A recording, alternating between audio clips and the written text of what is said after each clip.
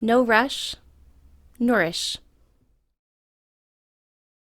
Sometimes I'm inspired by listening to an interesting podcast. Often, I'm inspired by something I witnessed in class or a discussion with a parent. This week, my inspiration comes from a typo I made in a text message. Oh well, you never know. So in this text, I was trying to type no rush. I wasn't anxious for an immediate response, which is what I kind of feel like text messages are implicitly requesting. But in my own haste, I typed no rush with no spaces, which my phone very helpfully translated into Nourish. Rather than being annoyed, honestly, in addition to being a little annoyed, I was struck by the idea that when we don't rush, we are, in fact, nourishing ourselves. When first reading Raising Good Humans, I was introduced to the idea that the mere act of hurrying is interpreted by our nervous system as a threat. That immediately struck a chord with me. I started thinking about how I feel when I'm rushing. My heart rate is elevated, my breathing is more rapid, my body is tense. Actually, as I'm reading this, I can feel my foot start to tap a little bit. Just thinking about hurrying makes me feel tense. And when we're all tense and keyed up like that, a number of things start to happen. First off, we can translate that feeling of urgency and the energy of rushing to our children, which in turn will activate their nervous systems. Maybe that's going to lead to behavior changing, and not usually for the better. Maybe we aren't thinking as clearly, or really even seeing and hearing things clearly, which leads to missed connections and misunderstandings. And it absolutely changes how we move our bodies, particularly our hands, how we touch children. Hands and how we touch children are such an integral part of this approach that Magda wove it into the design of the RIE logo. Take a look at both the original and the updated versions. Notice in each how the adult's hand is gently extended as an offering. The idea was to try to demonstrate the concept of waiting for the child's response. The adult offers their hand gently and waits for the child's response back, reaching. A hurried caregiver reaches for the child when they, the adult, are ready. A peaceful caregiver makes their hands into an invitation and waits for the child to respond when they, the child, are ready. Magda's colleague and mentor, Dr. Emmy Pickler, emphasizes it like this. Hands constitute the infant's first connection to the world outside of nursing. Hands pick her up, lay her down, wash and dress, and maybe even feed her. How different it can be. What a different picture of the world an infant receives when quiet, patient, careful, yet secure and resolute hands take care of her.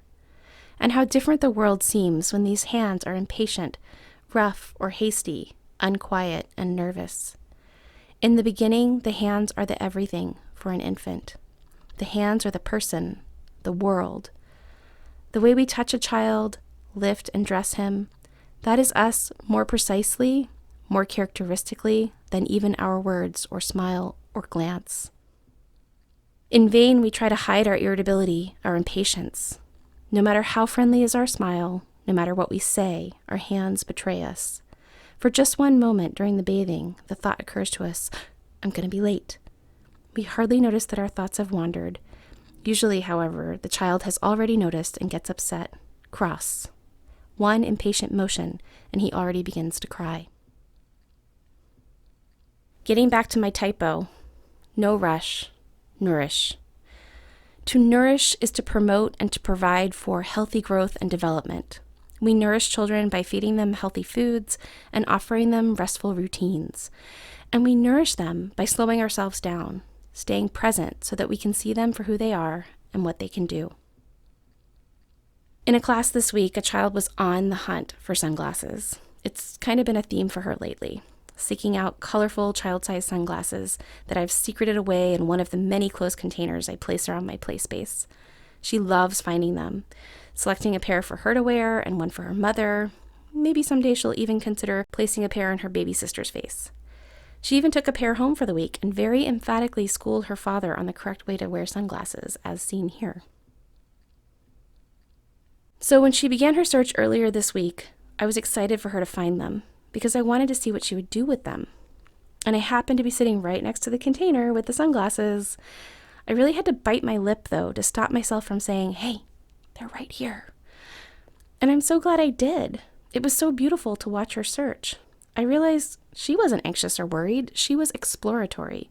She was enjoying the hunt. She would say, maybe they're in here, as she worked on getting a container open.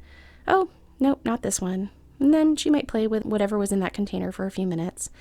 Then she'd remember her hunt and select another container and say, let's see if they're here, as she leisurely opened it. Nope, not in that one either. I knew it was right to keep my mouth shut when she selected a container that you could very clearly see did not have sunglasses in it. And I'm so glad that I slowed myself down and resisted the temptation to simply tell her where the sunglasses were. I realized it would have been for my benefit, not really for hers. And it was such a gift to watch her play unfold, and I hope a gift to her as well, to realize that you don't have to have all the answers right away. It can be fun to see what you learn as you go along the journey. And it feels good not to have to rush to the solution. Nourishing, even.